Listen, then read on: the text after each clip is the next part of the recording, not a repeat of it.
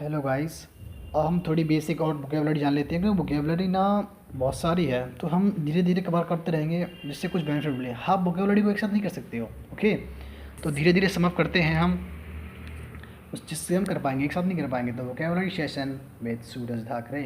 I am Suraj Dhakre and you are welcome to our my channel explore SSC. Let's continue without wasting our time. Okay, the first word is encapsulate. Encapsulate का मतलब होता है to express और show something important in the short way. आपको English याद नहीं करनी जो मैं लिख रहा हूँ, आपको केवल मतलब याद करना है एनकैप्सुलेट मतलब क्या होता है। जैसे कि मैंने बोला एनकैप्सुलेट मतलब किसी चीज़ को छोटे शब्दों में शॉर्ट तरीके से बोलना। इसके सिनोनिम्स होते हैं sum up, summarise, capsulise, give the gist of. Okay, मतलब इनकैप्सुलेट मतलब है किसी चीज़ का सार बताना, किसी चीज़ को डिस्क्राइब करना, मतलब किसी चीज़ का वर्णन करना लेकिन संक्षिप्त में, कम से कम शब्दों में, लेकिन जो इम्पोर्टेंट हो, है ना, तो उसको बोलते हैं एनकैप्सुलेट। इसको सिनोनिम्स हमारे पास क्या आ गए, एनकैप्सुलेट के आ गए हमारे सिनोनिम्स सम अप, समराइज करना, कैप्सुलाइज करना, गिव द गिस्ट ऑफ। जैसे कि मान लो तो इसके एग्जांपल देख लेते हैं पहले। हाँ, ओके, ये हमारे पास एग्जांपल हैं। ओके, ये वाला है। ओके,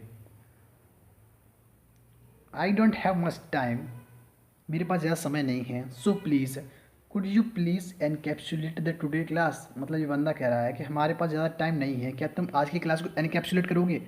मतलब ये कह रहा है समराइज करोगे, मतलब जो क्लास में क्या क्या हुआ उस चीज़ को इम्पोर्टेंट को शॉर्ट में बताना। तो किसी महत्वपूर्ण बात को संक्षेप में बताना, शॉर्ट में बताना। ओके, उसको बोलते हैं इनकैप्सुलेट। इनकैप्सुलेट का सेकंड मीनिंग देखेंगे हम। सेकंड मीनिंग इनकैप्सुलेट का ये सेकंड मीनिंग देखते हैं अगर हम। इनका सेकंड मीनिंग है, इसका मतलब होता है किसी चीज़ को ढक देना। ओके ओके, अब आते हैं कुछ और बातें ऊपर रह गए हमारे, उनको करते हैं। तो इनकैप्सुलेट क्लियर हो गया हमारा, होप सो। इनकैप्सुलेट मतलब किसी चीज़ को या किसी चीज़ का वर्णन संक्षेप में करना, उसकी समाप्त करना, हाँ, समराइज करना, कैप्सुलाइज करना, या गिव द गिस्ट ऑफ। तो जो गिस्ट वर्ड आया उसको मैंने लिया।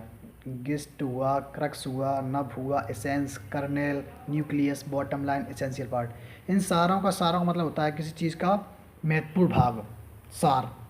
जैसे कि गीता का सार क्या है, तो what is the crux of Gita, what is the gist of Gita, what is the nub, essence, kernel, nucleus. मतलब किसी चीज़ का बहुत ही इम्पोर्टेंट पार्ट। ओके, तो आप सबको याद रखो इनको, इम्पोर्टेंट पार्ट। ओके, तो गिस्ट हुआ हमारा, क्रक्स, नब, essence, kernel, nucleus, bottom line, essential part. मतलब किसी बात का, किसी कहानी का, किसी फिलोसफी का एक बॉटम लाइन होती है, इम्पोर्टेंट पार्ट, सार बोलते हैं इसको हिंदी में, सार। ओके, ये वही वर्ड है सारे। ओके, जैसे कि कुछ एग्जांपल्स ले लिए मैंने। एग्जांपल्स आर, फर्स्ट है द डिसेसिव और most important part of something. इन्हीं का मतलब ये होता है द डिसेसिव और मोस्ट इम्पोर्टेंट पार्ट। डिसेसिव मतलब निर्णय करने वाला, जैसे द डिसेसिव और मोस्ट इम्पोर्टेंट पार्ट मतलब किसी चीज़ का सबसे महत्वपूर्ण चीज़, किसी चीज़ का सबसे महत्वपूर्ण भाग, उसी को क्या बोलेंगे, गिस्ट बोलेंगे, क्रक्स बोलेंगे, सार बोलेंगे, है ना। तो एग्जांपल देख लेते हैं कुछ हम। एग्जांपल नंबर फर्स्ट है हमारा, this is the kernel of the argument. तो कर्नेल हमने देखा, अच्छा किसी चीज़ का सार है, सबसे इंपॉर्टेंट पार्ट है, इसका मतलब ये आर्ग्यूमेंट का सबसे इम्पोर्टेंट पार्ट है। तो कर्नेल का मतलब क्या हो गया, इम्पोर्टेंट पार्ट या सबसे मोस्ट इम्पोर्टेंट पार्ट। ओके, या सार, कि भाई आर्ग्यूमेंट किया तो क्या उसका गिस्ट निकला, क्या सार निकला, क्या फ़ायदा हुआ, बोलते नहीं क्या रिजल्ट निकला, तो उसको बोल सकते हैं। Okay, second one is the conclusion, ये तो उसका था। ओके, तो इनको आप रिवाइज करना वेल तरीके से, सारे एग्जाम में आते हैं। Kernel is a quite good word and nucleus तुम जानती है किसी का इंपोर्टेंट, जैसे लाइक आइटम के अंदर होता है, एसेंशियल हम जानते होंगे, नव अच्छा वर्ड है, तो सबको पेपर में आते हैं सारे, all are important. Okay, so memorise them and use them to memorise something quickly. Okay, तो एनकैप्सुलेट का सेकंड मीनिंग हम पढ़ चुके हैं, क्या होता है, कवर करना। तो इसका जो अपोजिट होगा, एनकैप्सुलेट का मतलब क्या होता है, किसी चीज़ को कम शब्दों में बताना। तो इसको अपोजिट क्या होगा, एलाबोरेट, किसी चीज़ को विस्तार में बताना। ओके, तो एलाबोरेट को थोड़ा और देख लेते हैं, एलाबोरेट क्या होता है। ओके, एलाबोरेट हमारे पास आ चुका है, देखते हैं एलाबोरेट क्या होता है। एलेबोरेट एडजेक्टिव होता है, क्योंकि इसका मतलब होता है एडजेक्टिव में वेरी कॉम्प्लिकेटेड डिटेल।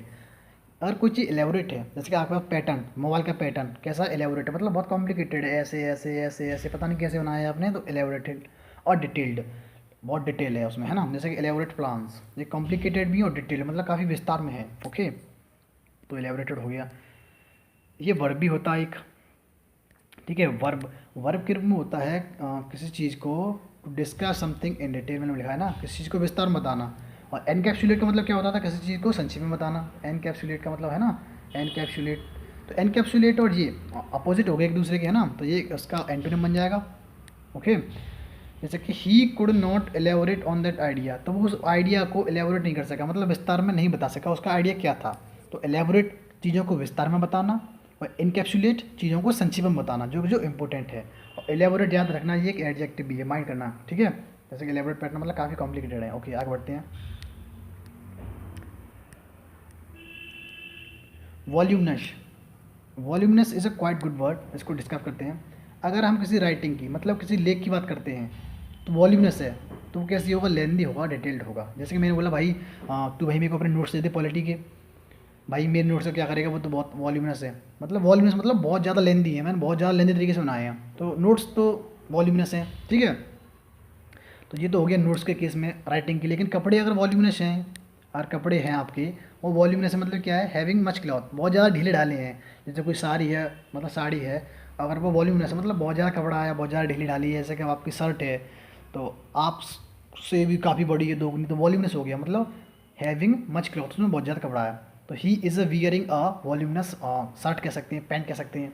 ओके, तो वॉल्यूमिनस क्लॉथ के लिए ऐसे यूज होता है, ठीक है। ओके, ये वर्ड मैं इसलिए बता रहा हूँ आपको, क्योंकि जब आता है ना क्लोज टेस्ट या, तब इनमें जरूरत पड़ती है। लेकिन अगर कोई फर्नीचर है, तो अगर वो वॉल्यूमिनस है तो कैसा है, लार्ज एंड अकोमोडेटिंग। ये अकोमोडेटिव स्पेलिंग गलत हो गया है थोड़ा, कोई बात नहीं। ओके, अब वॉल्यूमिनस चेयर, आर्म चेयर, ठीक है, मतलब काफ़ी बड़ी, आरामदायक है, लार्ज है, काफ़ी अकोमोडेटिव, मतलब जगह घेरने वाली। ओके, तो वॉल्यूमिनस का सीधे सीधे मतलब हो गया हमारा very lengthy. Okay, very lengthy कह सकते हैं, क्योंकि फर्नीचर लेंदी होगा तो काफ़ी लार्ज होगा। Okay, next, renown. Renown, renown is काफ़ी quite good word. Renown, renowned एक नाउन होता है, हम रिनाउंड तो जानते होंगे, रिनाउंड इसका होता है एडजेक्टिव। तो हम पढ़ते हैं पहले down, fame and respect. Renown मतलब आपकी जो प्रसिद्धि या आदर, ठीक है। फेम हुआ, प्रेस्टीज मतलब प्रख्याति, आपकी रेपुटेशन हुई। तो इसमें मैंने एक अच्छा वर्ड ऐड किया है, तो ये वर्ड काफ़ी अच्छा है, स्ट्रेचर। स्ट्रेचर काफ़ी अच्छा वर्ड है और काफ़ी यूजफुल वर्ड है, इसलिए मैंने इसको एक्सप्लेन किया। नीचे देखते हैं stretcher. Stretcher is a very quite good word, I will say you again and again. Okay, stretcher. तो स्ट्रेचर क्या होता है, स्ट्रेचर का मतलब होता है importance and reputation gained by ability और अचीवमेंट। आपका महत्व और आपकी जो रेपुटेशन है वो आपने अपनी एबिलिटी से प्राप्त किया है। मान लो आप एनटीपीसी या एसएससीजीएल का एग्ज़ाम दे रहे हो या किसी एग्ज़ाम दे रहे हो, और आपने एक रैंक 1 लाया या रैंक 100 अंडर, मतलब 100 लेके आए, तो आपको जो रेपुटेशन देंगे लोग, आपको महत्व देंगे, आपकी एबिलिटी के लिए देंगे, तो that will be your stretcher. मतलब आपने की जो स्ट्रक्चर मतलब हो गया रेस्पेक्ट, इंपॉर्टेंस, जो कि आपने गेन की है, आपने कमाई है अपनी एबिलिटी से, अपनी अचीवमेंटों से, that will be call structure, stretcher, sorry stretcher. Okay, तो इसके थोड़े हम, तो stretcher is quite good, I will say again, I like it, stretcher. The book, अब एग्जाम्पल देखते हैं, क्योंकि uses is very essential part two learn vocabulary. Okay, the book has a great international stretcher, मतलब जो book है ना, इसका अंतर्राष्ट्रीय मंच पर काफ़ी बड़ा स्ट्रेचर है, मतलब रेपुटेशन है। अच्छा भाई, ओके, इसमें सेकंड ऑफ एग्जांपल है हमारा, the prime minister Narendra Modi has a lot of international stretcher. आप देख रहे हैं हमारे मोदी जी प्राइम मिनिस्टर हैं, उनका भी काफ़ी इंटरनेशनल लेवल पे काफ़ी नाम है। ओके, इसी तरह मैं इसको काफ़ी यूज़ किया है, क्योंकि आप इसको जितना यूज़ करोगे उतना आपको जल्दी याद होगा। India has been getting stretcher on the international level for past decade, क्योंकि इंडिया काफ़ी अब गेन कर रहा है, तो इंडिया ने भी काफ़ी स्ट्रेचर प्राप्त कर रहा है, ठीक है। तो मतलब स्ट्रेचर मतलब यहाँ पर क्या हो गया, एक रेपुटेशन, इंपोर्टेंस, महत्व। ओके, तो स्ट्रेचर हुआ, इन सारों का मतलब हो गया, तो याद रख सकते हैं आप इनको। जैसे कि रिनाउन, फेम एंड रेस्पेक्ट, मतलब रेपुटेशन हुआ, आपकी प्रेस्टीज हुई, ख्याति, नाम आपका। ओके, ओके, तो रिनाउन तो ये हो गया। रिनाउन एक क्या होता है, नाउन। लेकिन एक रिनाउन से एक एडजेक्टिव बनता है, उसको बोलते हैं रिनाउंड। क्या बोलते हैं उसको, रिनाउंड। ये एडजेक्टिव होता है, इसका मतलब क्या होता है, फेमस, मतलब प्रसिद्ध, इमीनेंट, डिस्टिंग्विश, प्रसिद्ध, इलस्ट्रिशियस, प्रसिद्ध, कॉमा लगा दिया मैंने यहाँ पर, प्रोमिनेंट, इंपोर्टेंट, सारे प्रसिद्ध होते हैं।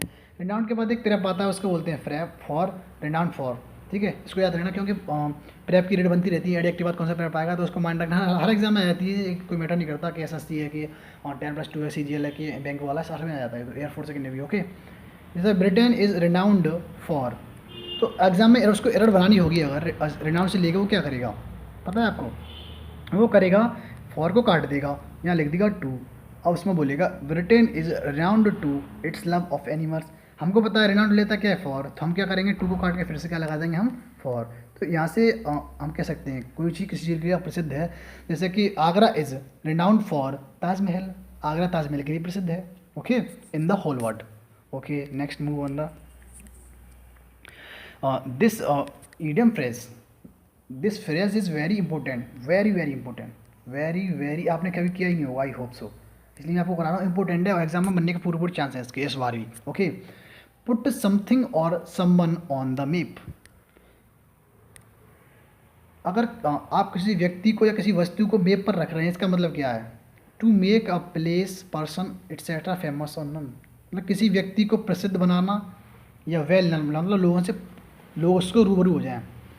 जैसे कि हम देख रहे हैं ना आजकल, हर व्यक्ति को टिकटॉक पे आ जाता है, लाइकी पे आ जाता है, यूट्यूब पे आ जाता है, तो उसका नाम बढ़ जाता है, फेमस हो जाता है, वेल नन हो जाता है। ठीक है, जैसे मैंने जैसे कि अमित बढ़ाने हुआ और टेक्निकल गुरुजी हुए, तो मतलब बीबी के पास, मतलब ये इन्होंने now days social media has put many people on the map, मतलब सोशल मीडिया ने इनका नाम कमाया है, इनको फेमस कर दिया है। तो टू पुट समथिंग और समवन ऑन द मैप मतलब किसी चीज़ को प्रसिद्ध कर देना, किसी के नाम को चारों ओर फैला देना। तो सोशल मीडिया हुआ, यूट्यूब हुआ हमारा, इंस्टाग्राम हुआ, ये सोशल मीडिया हो गया। तो ये these all platforms are putting something मतलब peoples on the map. Okay, तो put something on the map is a quite